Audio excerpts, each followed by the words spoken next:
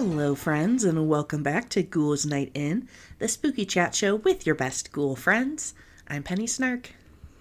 And I'm Midge Munster. And Midge, it's been a while since we had some good old-fashioned Catholic weirdness on this podcast. So true. So true. As I was researching this episode, I was like, this is really like the first thing I should have talked about.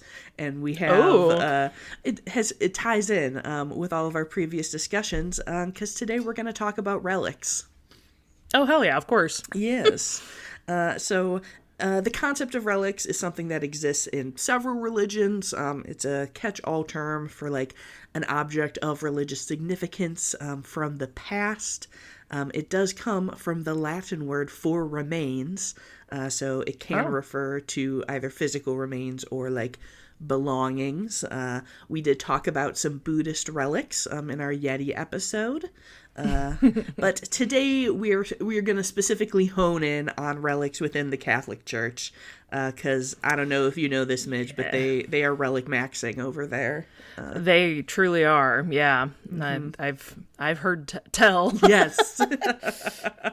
And just to make sure I was like fully up to date, I did read a great article on relics from Catholic.com.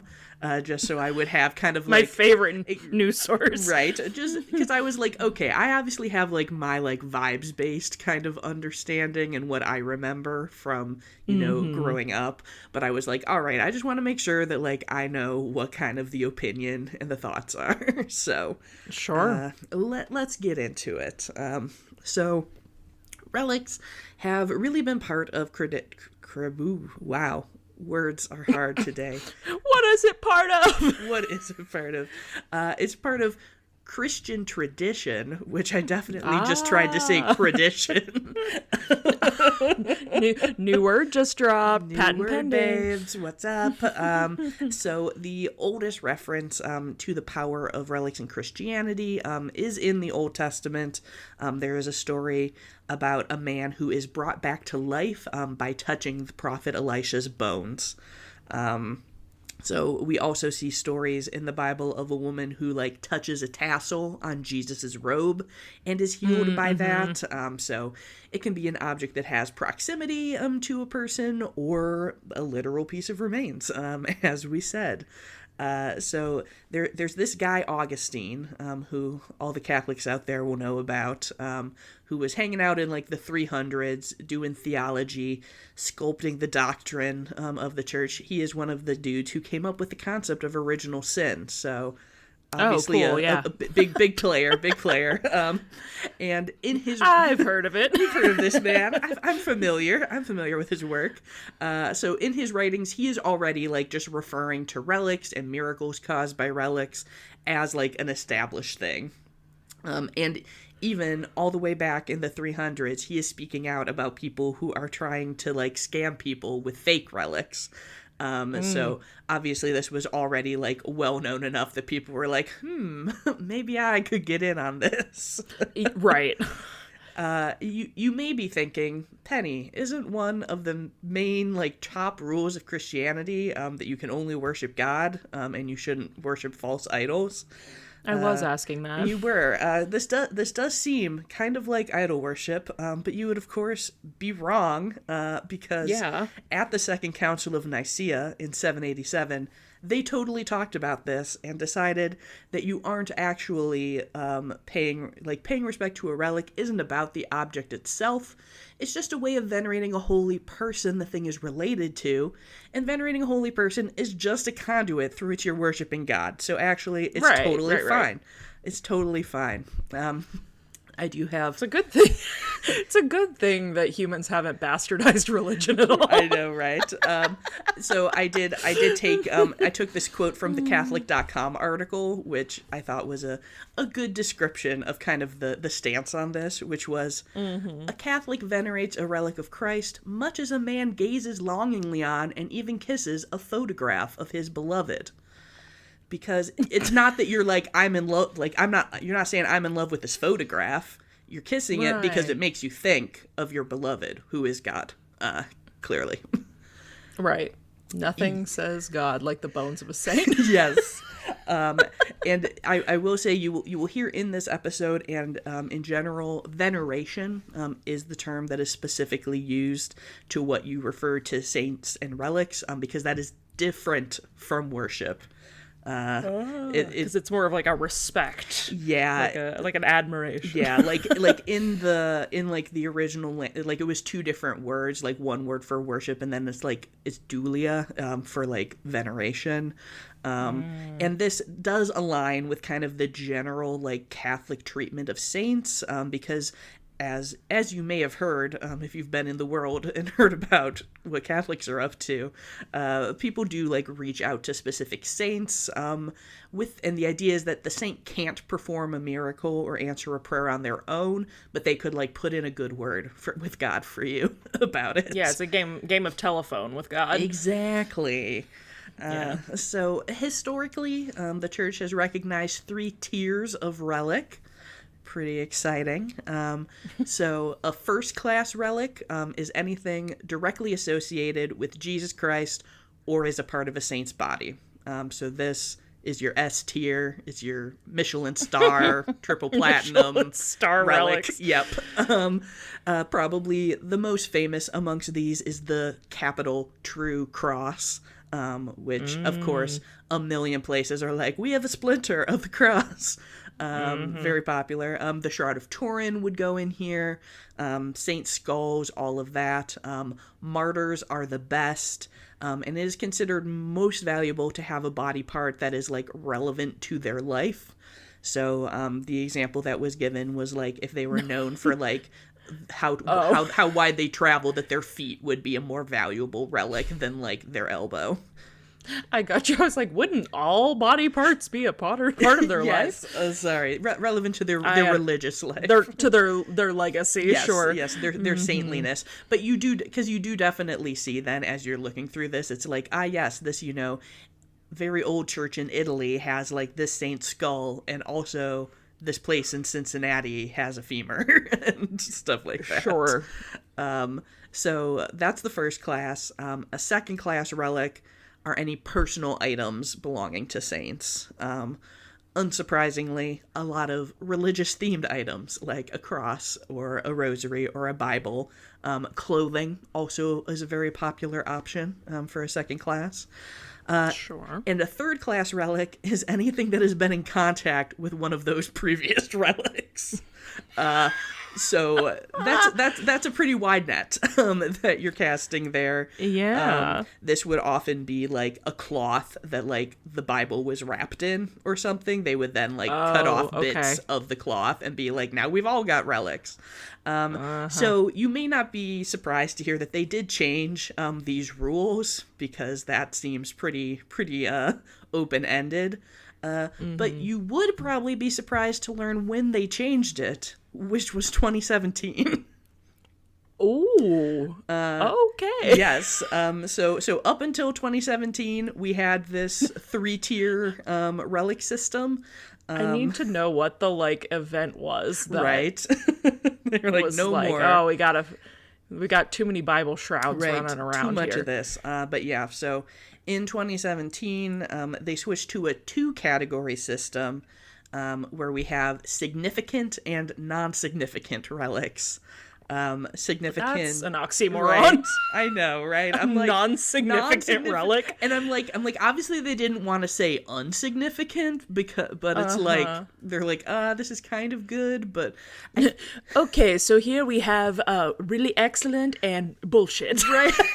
Because you could tell because I feel like it's when you're like, sometimes when you're a kid, they're like, we don't want to call it the A team and the B team because B team like implies that it's worse, so it's like it's the A team and the awesome squad, and you're like, I don't know about this. But in this categorization, significant refers to a sizable body part or cremated remains of a saint or blessed person, and non-significant is like a little body part or an item.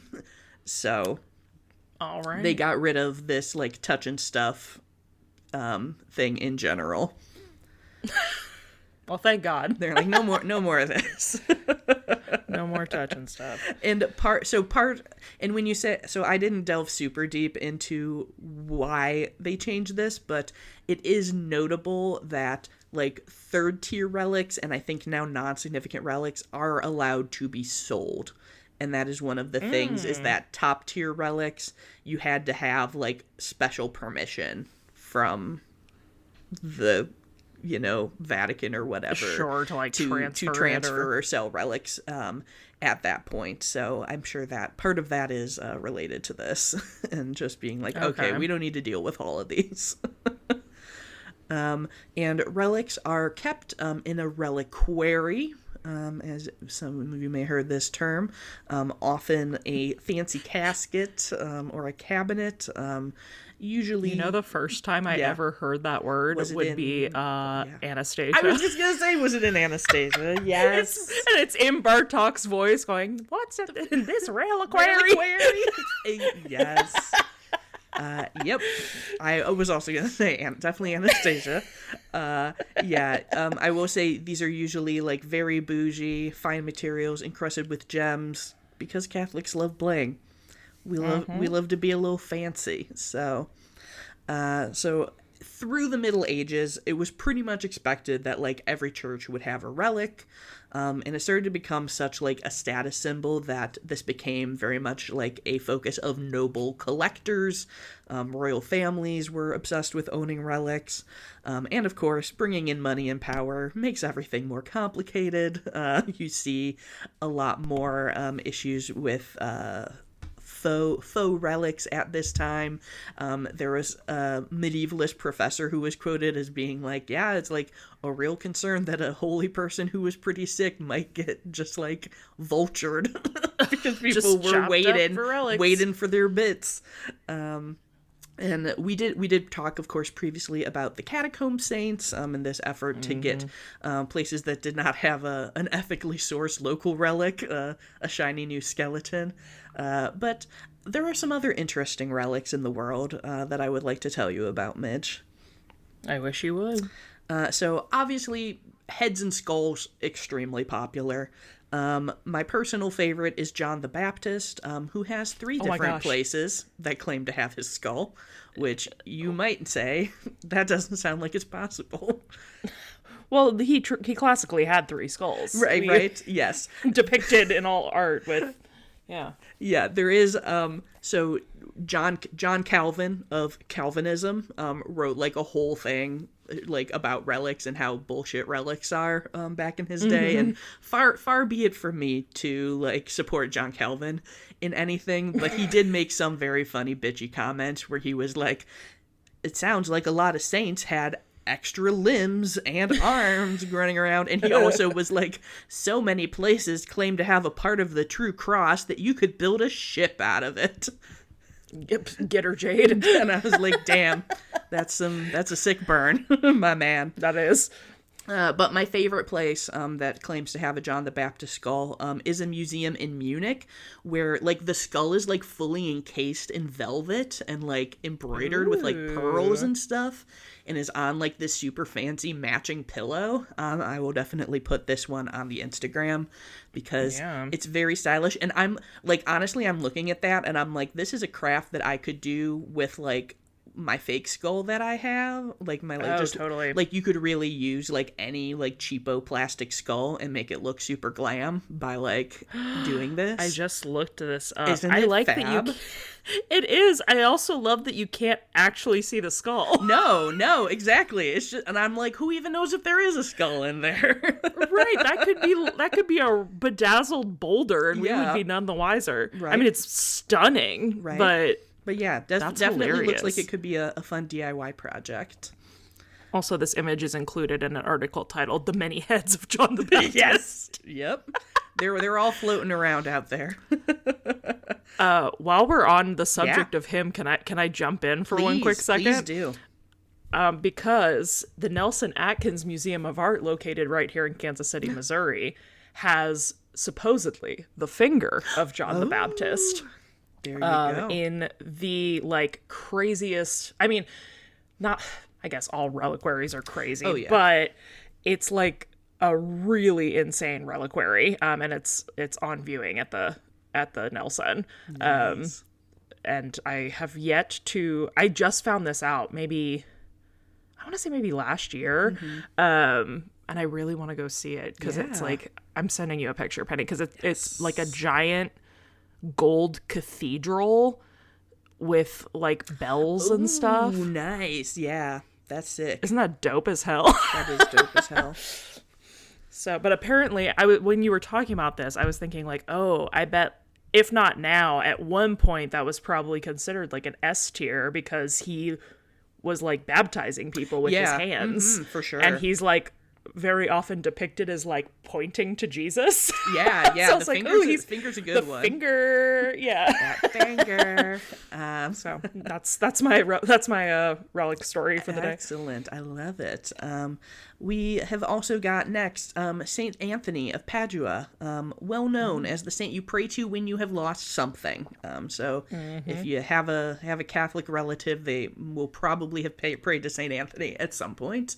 So he died, and supposedly when his body was exhumed 30 years later to move him to a holier burial place, it had decayed except for his tongue, which was, quote, glistening, like it was still fresh. This was determined to be because he was so good at preaching, obviously. Right. Classically, yeah. So there is a display of St. Anthony's tongue, and also one of his jawbone, which both look intensely metal, like it's rock on. Like, in 2013, his tongue and jaw were taken for a tour around New York City. So, oh my God. there you go. And whoa. Yeah, isn't that one rad? Yeah, holy hell. Very cool. And speaking of going on tour, just a few years ago, in the fall of 2024, St. Thomas Aquinas' skull went on an international tour, hit several spots in the U.S., which I discovered by seeing an incredible photo of a priest in the car with the reliquary just riding shotgun. So this dude's just sitting like in the driver's seat, like checking his phone or something, and there's this huge reliquary with a skull just sitting in the front seat. Oh my gosh, that is so funny. Pretty cool.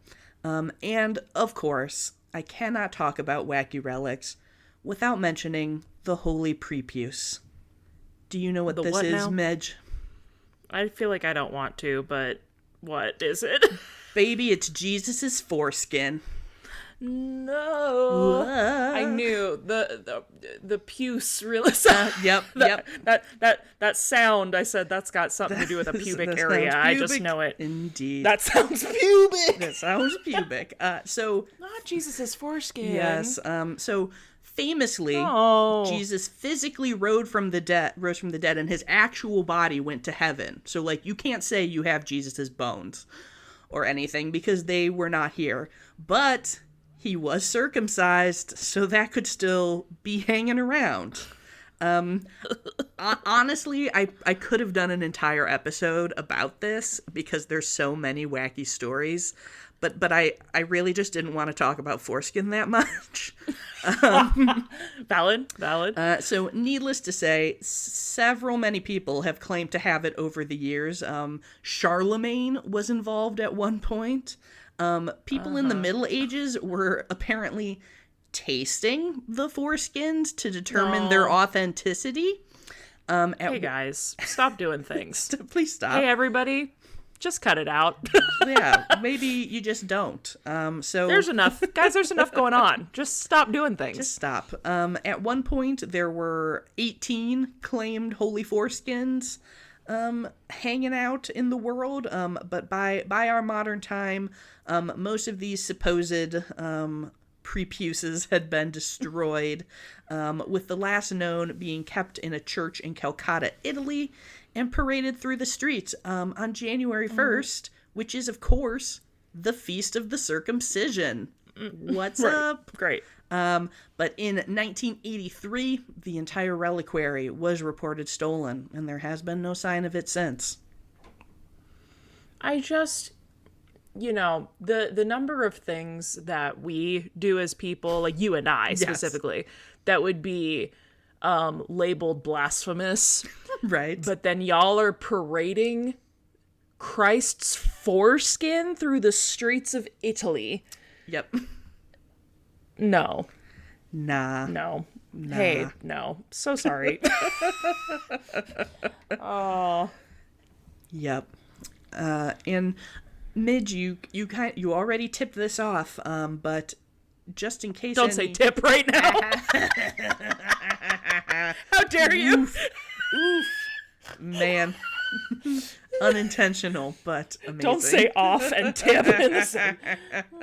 Well, I just wanted our listeners to know that if you think you have to go abroad or wait for a skull to go on tour, think again, because you can find the largest collection of relics outside the Vatican right here in the US of A, in fucking Pittsburgh, where St. Anthony Chapel is home to 5,000 relics. Whoa! I am gonna 5,000. I am gonna say, having researched this, I'm pretty sure this is under old relic definitions. So They're like, now 4,999 of them are Bible shrouds. Pretty much. So we have one kneecap. And as I was looking at it, so like a lot of what they have, and so there are several churches in America who have a lot of this, is that people would create reliquaries that have like 500 things in them. So it's like a single reliquary that just has a bunch of different 2,000 like teeth in it. exactly. Yeah. So it's like it's teeth and a knuckle bone and a piece of cloth, and also they described it as particles of the true cross, and I'm like, cool. What's a particle, man? Like that doesn't sound legit to me. They're like, each piece of this sawdust is one relic. Right. And yes. we have 500,000 pieces of sawdust. Yes. So in on like their website, they're like, oh, like the location of larger, accessible relics are positively identified, but it is more difficult to pinpoint the location of many relics because of the inaccessibility of the reliquaries. And I'm like, yeah, you got a lot of low level F tier relics, insignificant or whatever. Yeah, a bunch of insignificant non-significant relics. Non-significant, excuse around me. Yes. Here. Well, also, like, I guess, is this just like a blind faith kind of thing? Like, how are we? Yeah. So how are we legitimizing? Like, yeah, this is a part of the cross. Yes.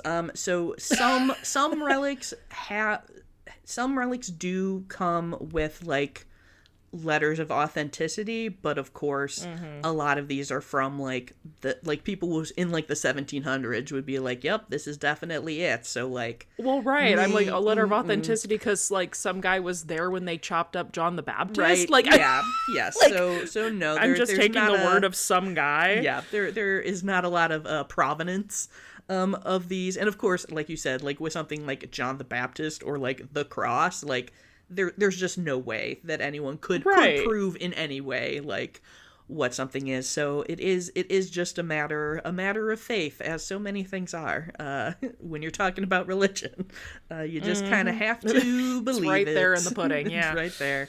And this one is not as exciting because it does not involve a body part. But my local relic here in Milwaukee, we have the Joan of Arc Chapel, which was a chapel from medieval France that was deconstructed and reconstructed right here in downtown Milwaukee. And supposedly one of the stones was kissed by Joan of Arc while she was praying, and people say that it is still cooler to the touch than the other stones. That's cool. Like, so can you... Is it just you? I'm gonna make words now. Can you like go inside of it, or is it just like an exterior? No, yeah. It is on so Marquette University is like the big Jesuit college in Milwaukee, so it's on their campus, and they still hold services occasionally there. Whoa, yeah, that's really cool. Yeah. So that's I love that, a neat Milwaukee connection, and I'm like, it's not a bone, but it's still pretty cool. This is not relic related at all, but something that like that type of, like reconstructing a building in another location, I think is one of the coolest forms of like museum-esque. Yeah, totally. I don't know if it's still there, but for a while, the Peabody Essex in Salem had like a full house that had been brought from China. That was like, yes, it was still there when I went 2 years ago. I got to go. It was like a year or so ago that I went through it. But oh my gosh, what an amazing, like, you just can't experience history like quite as vividly as that, really, to like be able to walk through something is just so astounding. Totally. That's really cool. And that's also not relic related, but I mentioned a few times on the pod the Old World Wisconsin like Living History Museum here, and those are all real buildings that were transported to the site and constructed. So it is very cool. We gotta go to walk like through some buildings in Milwaukee. Yeah, gotta go through some old ass buildings. Yep. But yeah, I feel like relics are one of the things that I like most relate to in my like latent Catholicism, because I'm like, yes, little bits and trinkets and bones, little bits in a fancy box. That is what I like. I feel like that's again things that are probably blasphemous, but I'm like, we gotta make our own little like reliquaries with like a piece of our hair and like some of our press-on nails. Yes. Oh my girl. And make really ornate little things. I love that you say that, because I did not include one relic is like a little glass box that supposedly has a saint's curls of her hair and fingernail clippings in it. Period. Yep. That's one. It's legit. I won't say who, but one of you is going to inherit a little vial with all of my my nails that have popped off that I keep in a jar on my desk. Yes. I'm like, you're gonna get it after I die. All of my brush hair that I've been saving for my rats. Now I'm I'm gonna put in a reliquary instead. Oh my gosh, do you have like hair from different like eras of Penny? Like, do you still have green rats? I do. Oh, see, now we gotta, we're on to something here. Yeah. I have a little nasty hair box in my bathroom cabinet. Oh, so there you go. Any of you vintage girlies, it's true. If you say you don't have a little thing of hair somewhere, you're a liar. I don't believe Or you're missing out, because it's useful. Yeah, stick that hair in some pantyhose and have a heyday. Hell yeah. Yes, thank you for going with me on a journey of wild and wacky relics, on tour like the skull of Thomas Aquinas. I'm gonna call upon Wonder Witch Boutique, who does the t-shirts that are like literary, like band t-shirts and things. We need a St. Thomas Aquinas skull on tour band t-shirt. Truly. Or the St. Anthony tongue. That would be pretty cool. Yeah, tongue on tour. Tongue on tour. Rock and roll. Good times. Well, if you have seen relics, either on your travels, or if you live in a town that has some, let us know. Let us know what tier they are, and we'll be appropriately impressed based on whether they're good ones or lame ones. If you would like to rate my relic, yes. That's gonna be an episode down the line. Send us the relics you've seen and we'll do a rate my relic. Yes. I did, when I was like reading about the new like significant versus non-significant, I'm like, how do you decide how much of a body part like is a whole finger still I would say that's significant, but like I think so. Just a especially knuckle like, is like non-significant is like what I'm feeling. Yeah, F that knuckle. Yeah. You guys can chat with us and all of the other ghouls on our Ghouls Night in Discord. If you would like, we have a good time over there. There are we've already started talking about what we're going to be for Halloween this year, so if you want to start some planning, it's a good place to be. And we would love so much if you would leave a rating or review wherever you listen to your podcast. Helps us out, helps us reach new audiences, and I do believe Midge has a review to read today. I surely do. And unfortunately, I do have to read this. This is from Kusana, I believe, is the username, titled "Meat Juice Hooked Me," 5 stars. Hell yeah. I have been friends with Midge for a few years, and have met Penny a handful of times, but nothing sealed my undying devotion to these two quite like the meat juice episode. Absolutely unhinged, no notes, body and soul. I am forever yours, XO Kimmy. Oh, thank you. Oh, I have a feeling this is that might be Kim. From Salem. And that's funny because I believe, was it the Meat Juice episode that I sent you story where Kim was like talking about something else, but you can hear the podcast playing in the background, and it's like, it was the most I wish I could remember what one of us was saying, but it was out of context. It was so so wild to hear our voices just saying that in the background. It was very funny. It's true. It's always wild for me to remember that people like are listening to this place and like right they hear our voices, and that's how it kind of actually works. That might have been the ventriloquy episode, because I think I sent it to you and said something about like, talk about disembodied, or you said like disembodied voices, or like, I don't know. Yeah, but doesn't matter. Point being, thanks for listening. Thank you. And if you would like to see pictures of Relics and keep up with what we are doing, you can find the podcast on Instagram at Ghouls Night In Pod. And if you are looking for me, you can find me on Instagram and on YouTube at Penny Snark. And you can find me all over the web at Midge Munster. And until next time, goodbye.